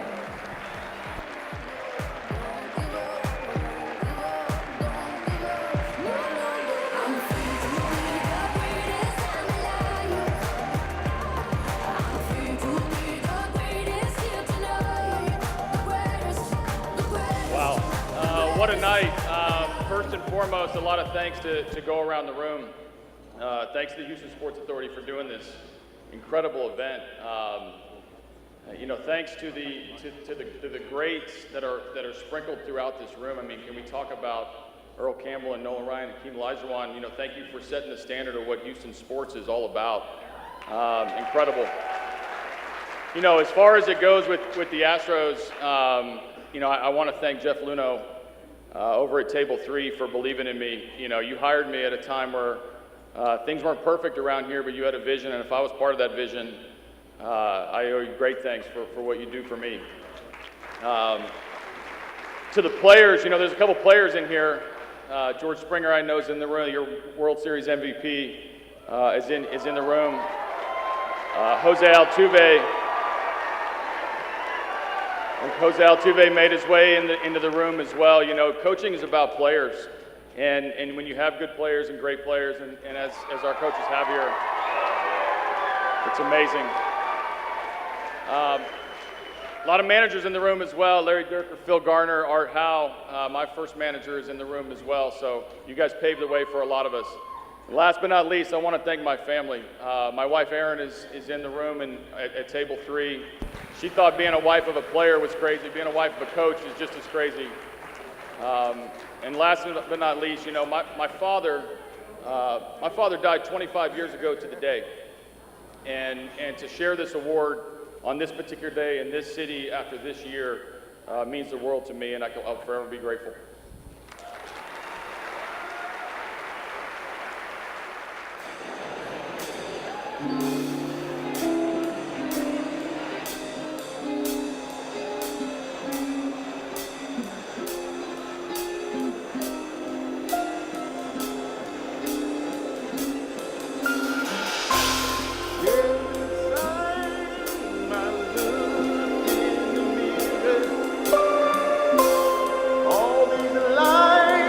My face is getting clearer. The past is gone. Oh, it went by like dust to dawn. It's the way everybody's got their dues to pay.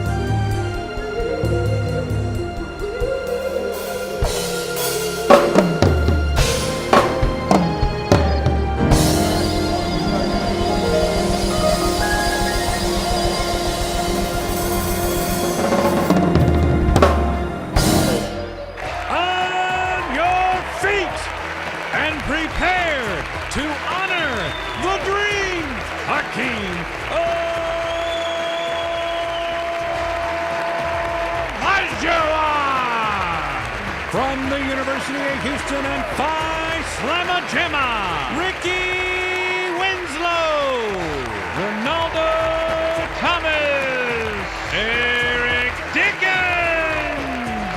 And from the Houston Rockets, Eric Riley, Alan Lovell, Rodney McRae, Carl Herrera, Matt Bullard, Mario Elie, Dikembe Mutombo,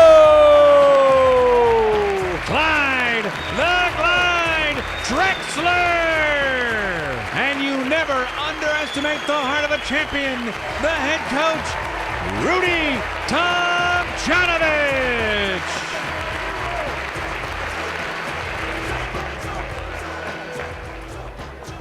It's good to be back in Houston. Thank you. Sometimes when I tell somebody his story, they think it's from a fairy tale, but it really happened. A 15-year-old boy from Nigeria picked up a basketball and fell in love with the sport. He brought his dream to America. He came with little fanfare. They did not know him then. He had great size. He had fantastic athletic ability, and he had a gigantic heart. But he was new to the game.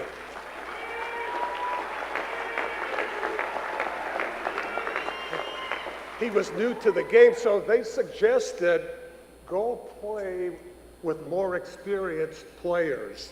So he, being a guy who wanted to really succeed, didn't mess around down here.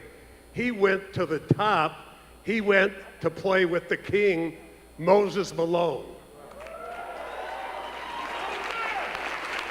Now King Moses did not go easy on this young prince, but that experience really paid off, and he began to dominate college basketball.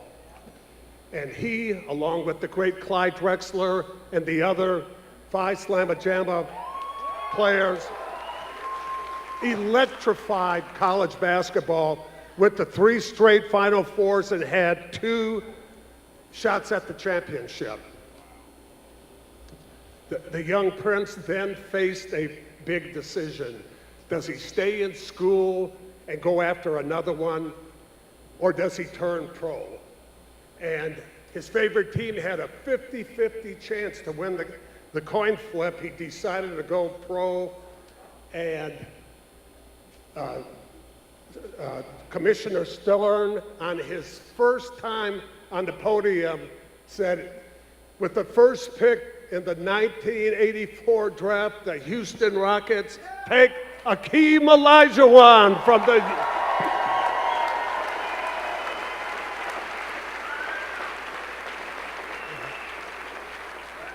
They had a player that he really respected, Ralph Sampson. They became the Twin Towers, and everybody had high hopes that they would bring a lot of championships, and in their second year, they almost did. Gave the Boston Celtics a great run for their money.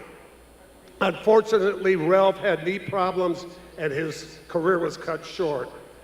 The next several years, the Rockets had their ups and downs, but Akeem was an all-star right from the beginning, and he wasn't satisfied. He wanted to get better.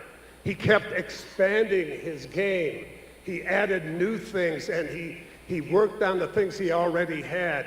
He reinvented the center position. He wasn't a big, slow guy that stayed close to the basket. He played inside and outside. He was a combination of many things. He was powerful, and he was graceful. He could use strength, or he could use finesse. He could come down and dunk right on somebody's head, or use his great footwork to maneuver by him. And he had something that nobody else had, his patented dream shake.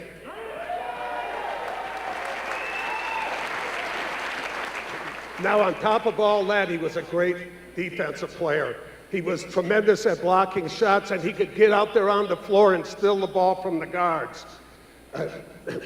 He is the only player to have retired in the top 10 in 4 categories: scoring, rebounding, steals, and block shots. He's only one of 4 players that ever recorded a quadruple double.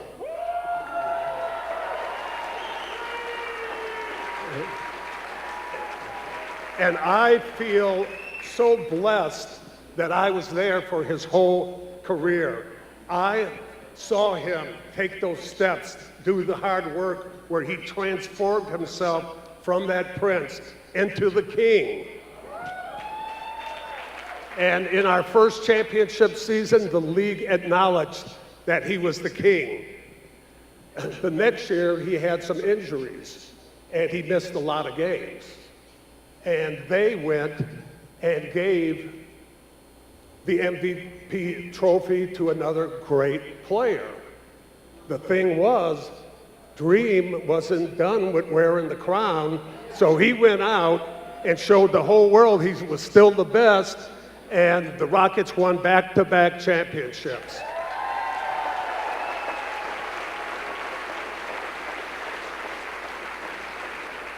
As you can tell, I have great admiration for Hakeem as a basketball player, but I have just as much admiration for him as a person. He is a good human being of high character and integrity. His parents did a great job instilling these respectful qualities in him. When they presented him that MVP award, he humbly called his teammates up with him, and they raised the trophy together as a sign of unity.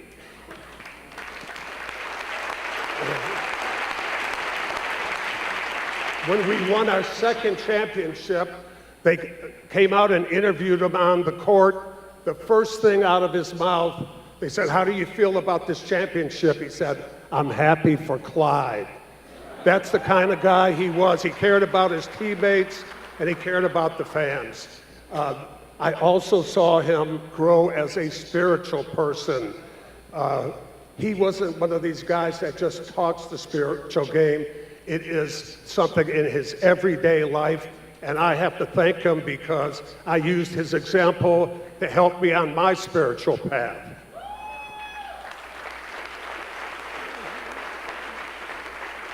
We have all benefited from his wonderful gifts. The media, the fans, the league, the owners, his teammates, and his coaches. I am personally so grateful, not only for the hard work and his dedication, but his cooperation.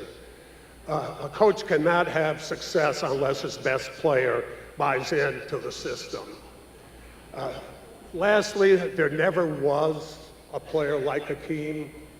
There never will be another like him. To me, he will always be the king. Let's bring up Hakeem Olajuwon.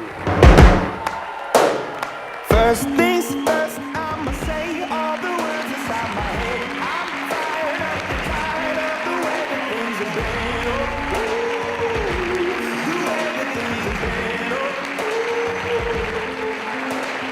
Second thing, don't you tell me what you think that I can be. I'm the one that said I'm the master of my secret. The master of my secret.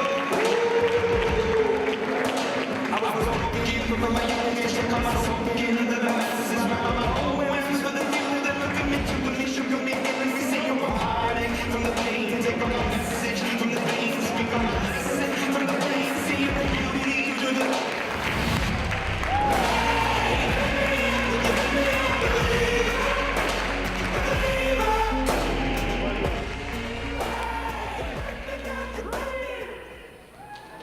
Wow. First of all, I'd like to thank God for this blessing. When our Campbell, Mr. Campbell was sitting down here, and of course, Mr. Allen Ryan, I was thinking, wow, how am I going to come back just to be the last one? But when I saw all my teammates. I need that support. just to give me that comfort. So I'm very, very happy the way to see how now this surprise to see all these guys that I've never seen in a long time.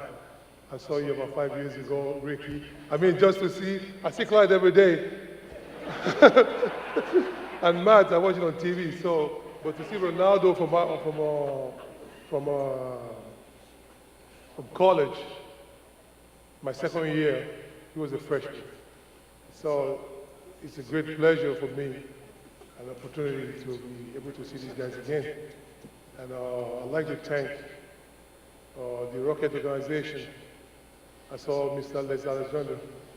I called him a couple of times since I came back. So just to see him again since he sold the team. And I'd like to thank him for his contribution to the organization, the CWC.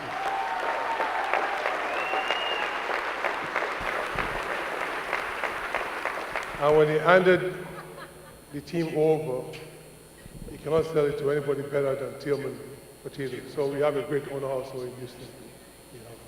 I'm very, very honored to be part of, to be the first. This is an historic moment in Houston history to have the first sports awards and to be part of it with this legend, Mr.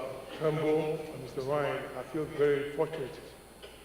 How do I get that number 34? Truly, I really wanted number 33 because of Kareem Abdul-Jabbar wore 33, so I wanted to wear that number. But that number was taken. Then I said, well, this is 34. Okay, I'll take 34. So I'd like to thank everybody here tonight. There's a lot of great fans that really have true knowledge of the sports. So they really appreciate what the accomplishment and achievement that all these great have achieved. So very blessed. Thank you, Coach. You know, Coach gave me the freedom because most of the time when in college, you were more restricted. You're a big man, you stay inside, you play the game. Don't put the ball on the floor. If you put the ball on the floor and it gets stolen, then you're in trouble. You're in trouble. Or they tell the guards, if you see him outside, don't throw him the ball, only when it's in paint.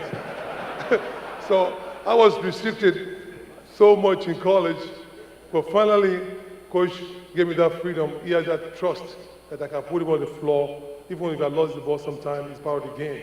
But I have that freedom to be able to create opportunity. Thank you, Coach. And thanks. And of course, Clyde, in a long history, you know. My career at Clyde is just parallel, you know, he's a great friend, you know, the first day I came to Houston, we've been very, very close, and to have him as a friend up till now is wonderful, and what he has accomplished, you know. Of course, my brother Mutombo, you know, always speaks so highly, very respectful. We have a great, relationship. You know, thank you for coming. And Eric, I know Matt, you're doing a great job. Transition, to commentation, fantastic job. So, Mr. Level, always good to see you. So I'd like to thank, Ronaldo, Ronnie, amigo. Major League, I did. These guys, when they interviewed them, and sometimes when I hear something that they say about me, I feel so humble. So I'd like to thank everybody for this opportunity. Thank you for that.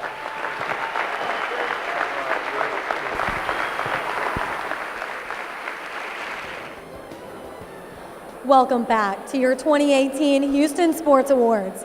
Joining us now to present tonight's Lifetime Achievement Award are voices of the Houston Rockets, Bill Worrell and Matt Bullard. Tiptoe, tiptoe. Waste time with the masterpiece, to waste time with the masterpiece. You should be rolling me, you should be rolling me.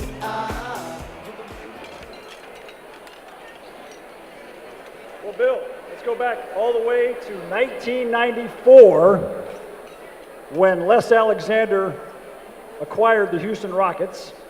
And in his first year as owner, the Houston Rockets won their first championship. Clutch City was born.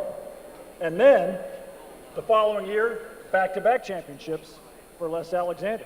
I think that's a pretty good start, Matt. The one thing that impressed me about Leslie when he first showed up for the first press conference, he said, I'm a quick learner. I don't know much about the basketball game. I love it, but I'm going to learn quickly. And boy, did he ever do that. The one thing he did say, we're going to win championships in Houston, and I'm going to give back to the community and leave it better than when I found it. And he certainly did that. Well, Les owned the team for 24 years. In those 24 years, Les was known as one of the best owners in the NBA, and Commissioner Adam Silver calls Les Alexander one of the true competitors whose vision helped grow the game globally. Yeah, there's no doubt about it. In fact, Les just hated to lose, and he was the man. Let's take a look at Leslie Alexander.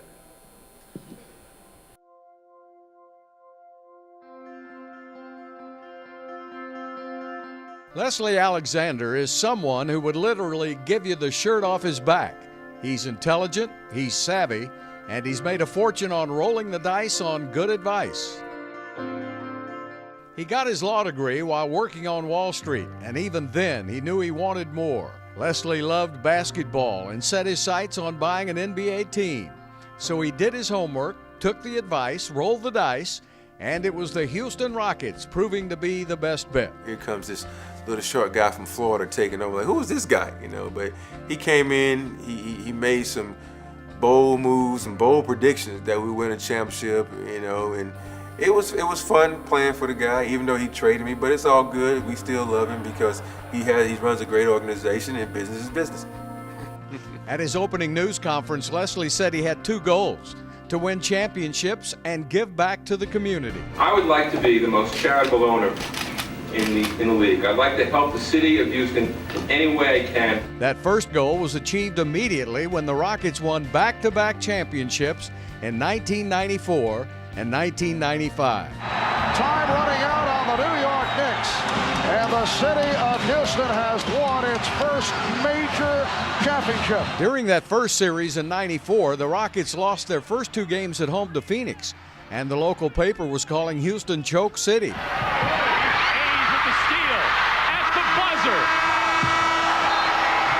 And the Houston Rockets are going back to the Western Conference Final. But the Rockets were resilient and came back to win the seventh game in Phoenix, and I remember Les coming into the locker room to proclaim that Houston had gone from Choke City to Clutch City, and that is how the Clutch City Foundation was formed, and the catalyst for Les to give millions of dollars back to hundreds of charities in the Houston area. Leslie was also competitive. He hated losing. He was always looking to make his team better, never backed down from going out and getting the pieces he wanted. He brought Scottie Pippen and Charles Barkley to Houston, and although that didn't work as well as he wanted, he did have success when he brought Clyde Drexler to Houston on Valentine's Day. The Glide and Dream combined to bring that second championship to the city. I want to thank Mr. Alexander for bringing me back. And it's kind of like a storybook ending. Not only does it bring me back, we win the championship right away. Oh, that felt good. Then it was Dwight Howard. Then it was James Harden.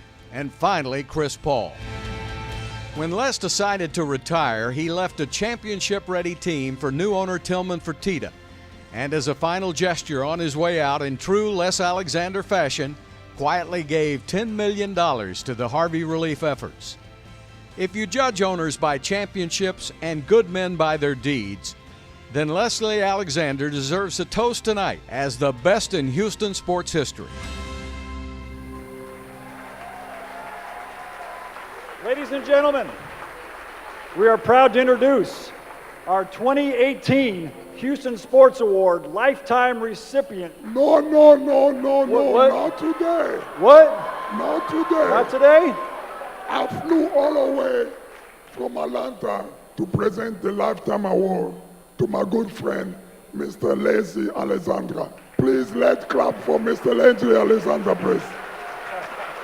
The show goes on all night till the morning. We dream so long. Anybody ever wonder when they would see the sun? Just remember when you come up, the show goes on all right. Already the show goes on all night till the morning. We dream so long. It's truly great to be in Houston. You've been great to me and to the Rockets. Everybody in the organization was instilled in the fact that they had to give back to the community. What a community it is. I find the people in Houston to be the nicest, the warmest, and the dearest people I've ever met in my whole life. You should give yourself an applause.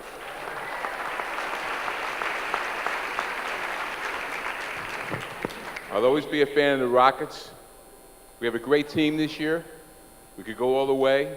We have a great coach. We have the best player in the league in James Harden. It's been a wonderful experience to own the Rockets. I'll never ever have an experience like that again in my life, I don't think, except for my daughter who's there and my grandchildren. It's been fabulous. Thank you very, very, very, very much for this award. I love being here. Thank you again.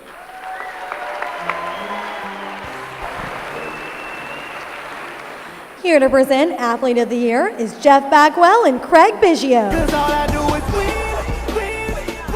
And if you going in, put your hands in the air, make them say that. Ludacris going in on the verse, cause I've never been defeated and I won't stop now. Keep your hands up, get them in the sky. All right, seriously, Baggy, you look like you're torn with ZZ Top.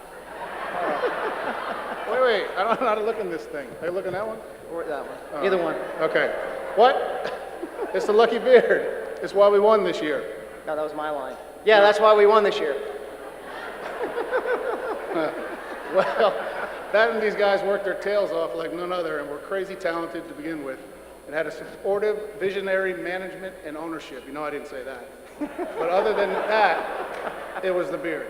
While teams are what win championships, we also know that teams are just a collection of individual talents and efforts. This city not only has amazing teams, but also has some amazing individual talents. Talents that have been cultivated by countless hours of practice, dedication, and hard work. Athletes who did it the right way. Here are the nominees for the Papa John's Athlete of the Year. Jose Altuve, Houston Astros.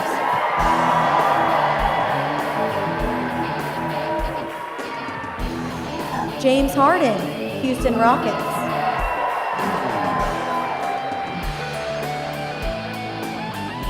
DeAndre Hopkins, Houston Texans.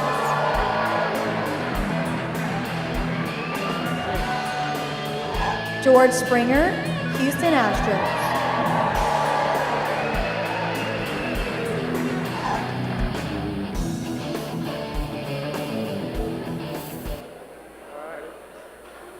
We're good.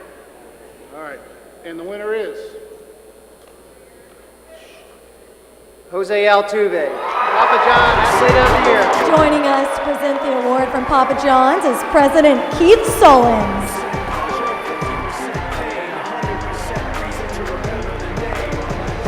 He doesn't need his name up in lights, he just wants to be heard, whether it's the beat of the mic. He feels so unlike everybody else, alone, in spite of the fact that some people still think that they know, but no, he knows the code. It's not about the salary.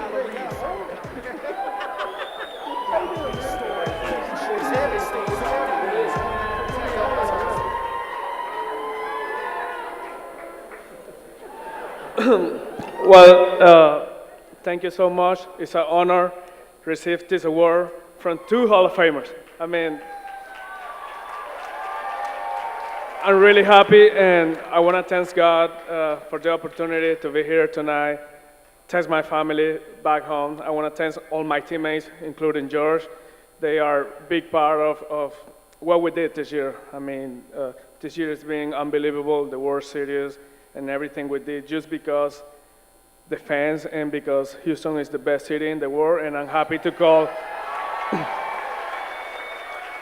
and I'm happy to be able to call Houston my home. So thank you so much. Please welcome back to the stage, Bill Worrell.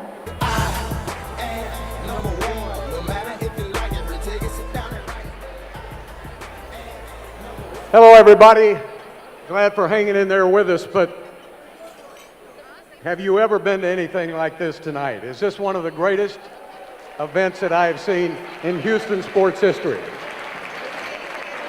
We have one more presentation this evening. It's a special announcement that has been kept completely under wraps until now.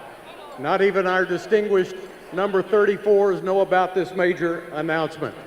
In fact, there are only a handful of people in the entire city who are aware of the creation of this institution. In partnership with Midway, the Harris County Houston Sports Authority would like to proudly announce the creation of the Houston Sports Hall of Fame. The Hall of Fame will be located downtown at Green Street. The first phase of the project will feature a walk of fame stretching from the House of Blues through the Green Street Promenade.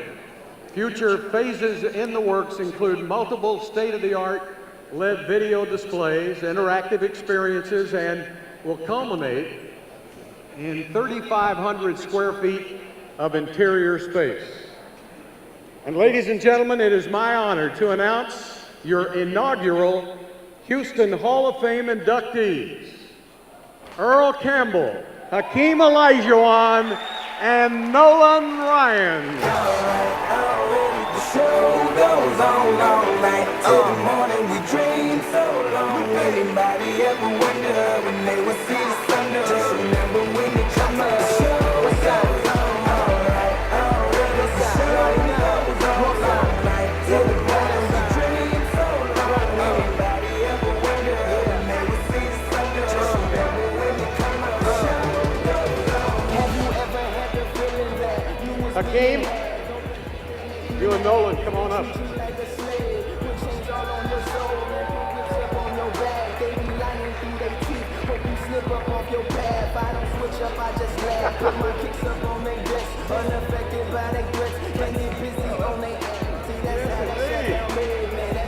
What a great surprise, ladies and gentlemen. Could you pick 3 better athletes for your Hall of Fame than the 3 we've honored tonight?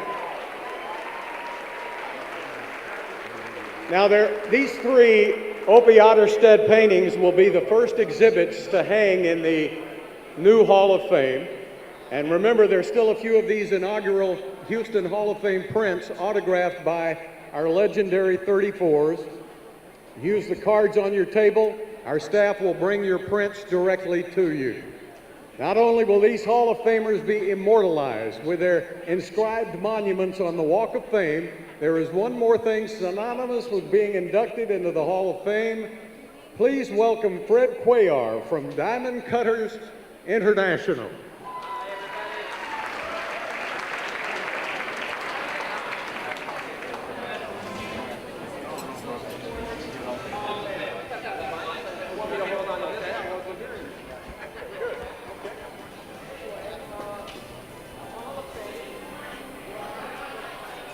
Okay, I'll take My ears are better than you thought they were. I guess with that, yeah, we'll go with this. You got it.